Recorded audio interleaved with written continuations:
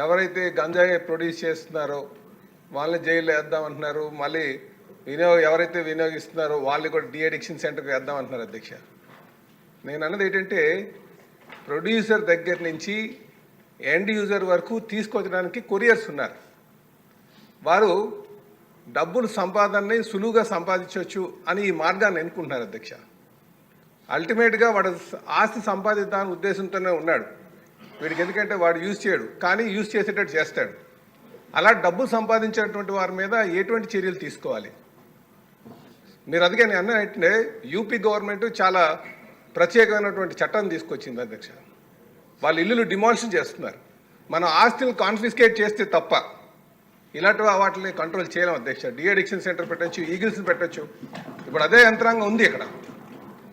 యంత్రాంగం గత 5 సంవత్సరాలుగా యంత్రాంగం ఉంది, కళ్ళు మూసుకొని కూర్చుంది. పాలించినటువంటి నాయకులు అలాగే ఉన్నారు. కనుక దీని మీద మనం చాలా కఠినటువంటి చర్యలు తీసుకోవాల్సినటువంటి అవసరం ఉందని చెప్పేసి ఈ సందర్భంగా తెలియజేస్తున్నాం అధ్యక్ష. చాలా దారుణమైనటువంటి పరిస్థితుల్లో ఉన్నారు అమ్మాయిలను కూడా అధ్యక్ష. వీళ్ళు అలవాటు చేస్తున్నారు. సమాజం మనం రేపు బాధపడేటువంటి పరిస్థితిలో ఉంది. కనుక వాళ్ళ ఆస్తుల్ని కాన్ఫిస్కేట్ చేసి డిమాలిష్ చేయాల్సినటువంటి అవసరం ఉంది. దాని మీద చర్యలు తీసుకోవాలని చెప్పి తెలియజేస్తున్నాను అధ్యక్ష. నమస్కారం. ఆలస్యంగా చెప్పినా చాలా అద్భుతమైన సూచన చేశారు అధ్యక్ష పల్లా శ్రీనివాసరావు గారు. ఈ గాంజాయి ఆలస్యం ఎందుకు చేశారండి?